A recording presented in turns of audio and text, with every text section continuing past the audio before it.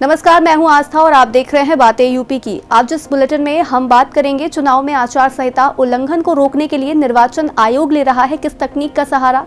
हर घर सोलर योजना में यूपी का कौन सा शहर है टॉप पर। यूपी में मेडिकल फील्ड में नौकरी ढूंढ रहे अभ्यर्थियों के लिए किस संस्थान में निकली वैकेंसी। और अंत में बात करेंगे लोकसभा चुनाव के पहले चरण की सीटों के लिए नामांकन के आखिरी दिन कैसा रहा माहौल। इसके अलावा प्रदेश की और भी कई खबरों से आपको करवाएंगे रूबरू। तो चलिए शुरुआत करते हैं पहली खबर से। चुनाव में आचार संहिता उल्लंघन को रोकने के लिए तकनीक का सहारा लिया जा रहा है। सी विजिल ऐप में कोई भी शिकायतकर्ता आचार संहिता उल्लंघन का फोटो या 2 मिनट का वीडियो भेज सकता है। इस पर जीपीएस के माध्यम से स्थान का पता लगाकर 100 मिनट के अंदर कार्रवाई होगी। शिकायतकर्ता का नाम पता गोपनीय रखा जाएगा। ऐप के लिए कैमरा, इंटरनेट कनेक्शन और जीपीएस वाला एंड्रॉयड स्मार्टफोन होना जरूरी है।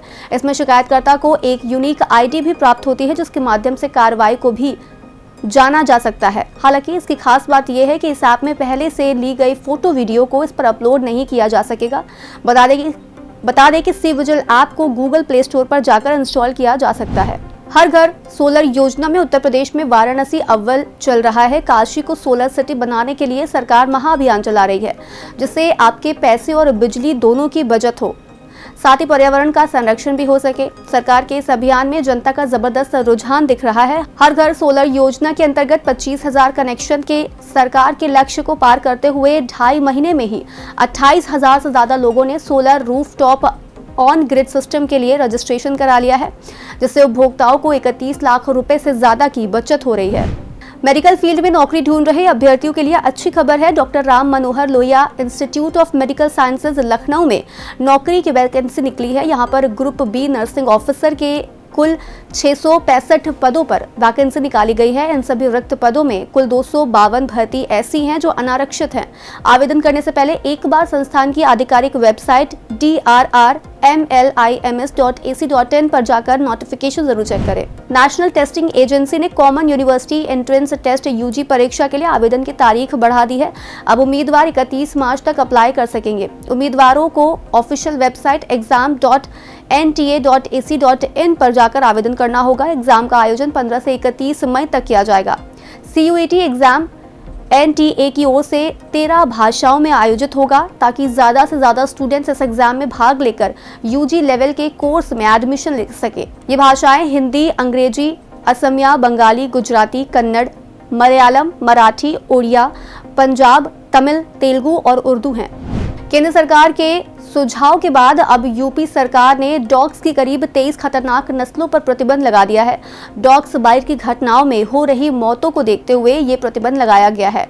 केंद्र सरकार के सुझाव पर यूपी सरकार ने क्रूर मानी जाने वाली कुत्तों की 23 प्रजातियों के आयात, प्रजनन और बिक्री पर रोक के आदेश जारी किए हैं।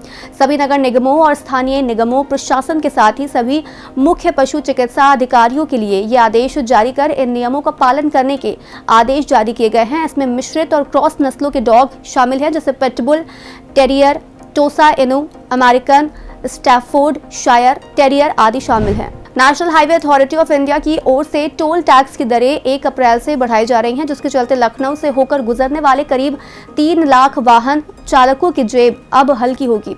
एनएचएआई की ओर से दरों को बढ़ाकर इसकी सूची जारी की गई है। इसमें कानपुर हाईवे पर स्थित नवाबगंज अयोध्या नेशनल हाईवे पर अहमदपुर, रोहिणी, शाहपुर, बारा और रायबरेली रोड पर, दखीना बहराइच रोड पर, दुलारपुर, गुलालपुरवा समेत अन्य शामिल हैं। यूपी बोर्ड की हाई स्कूल मैथ्स की परीक्षा देने वाले लाखों स्टूडेंट्स को मुफ्त में 2 नंबर मिलने वाले हैं। 27 फरवरी की सुबह की पाली में आयोजित हाई स्कूल मैथ्स की परीक्षा में पेपर सीरीज IA में प्रश्न संख्या 4 पाठ्यक्रम से बाहर का था।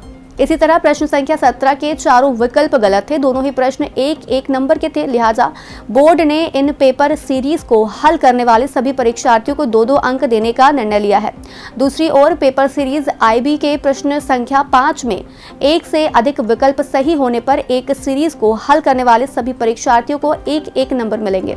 लड़ाकू विमानों के पायलटों को गुरुत्वाकर्षण बल झेलने की क्षमता प्रदान करने वाला एंटी ग्रेविटी सूट यानी कि गुरुत्वाकर्षण विरोधी सूट अब देश में ही बनने से विदेश पर निर्भरता खत्म होगी। रक्षा अनुसंधान एवं विकास संगठन यानी DRDO की शाखा रक्षा जैव इंजीनियरिंग और इलेक्ट्रोमेडिकल प्रयोगशाला ने ये सूट बनाने की तकनीक विकसित कर ली है। आत्मनिर्भर भारत और मेक इन इंडिया की मुहिम को आगे बढ़ाते हुए DEBEL ने रक्षा मंत्रालय के DPSU यानी सरकारी क्षेत्र के रक्षा उपक्रम, ट्रूप कंफर्ट्स लिमिटेड यानी TCL कंपनी की चेन्नई के अवाडी स्थित आयुध वस्त्र निर्माण यानी कि OCF को प्रौद्योगिकी हस्तांतरित करेगा। गीता प्रेस को 20 एकड़ जमीन उपलब्ध कराने के लिए गीडा से लेकर शासन स्तर तक पहल शुरू हो गई है। शासन से आए पत्र का जवाब देते हुए गीडा प्रबंधन ने जमीन आवंटन की प्रक्रिया व शर्तों से संबंधित पत्र प्रमुख सचिव को भेजकर मार्गदर्शन की अपेक्षा की है। इससे गीता प्रेस को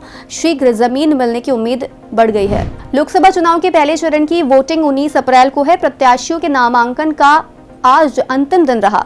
वहीं यूपी में पहले चरण में 8 सीटों पर वोटिंग होनी है। आज से ही यूपी के सीएम योगी आदित्यनाथ ने पश्चिमी यूपी में बीजेपी के प्रत्याशियों के लिए चुनाव प्रचार की शुरुआत कर दी है। मुख्यमंत्री 5 दिनों में 15 जिलों का दौरा करेंगे। केंद्रीय मंत्री संजीव कुमार बालियान सहित विभिन्न राजनीतिक दलों के 42 उम्मीदवारों ने अपना नामांकन पत्र दाखिल कर दिया है। इसके पहले 22 मार्च को 4 प्रत्याशियों ने नामांकन किया था। हालांकि रामपुर और मुरादाबाद में नामांकन के आखिरी दिन सपा की उठापटक देखने को मिली। आज का यूपी में फिलहाल इतना ही। अपने शहर की बड़ी खबरों का अपडेट पाने के लिए बने रहिए हमारे साथ और देखते रहिए बातें यूपी की।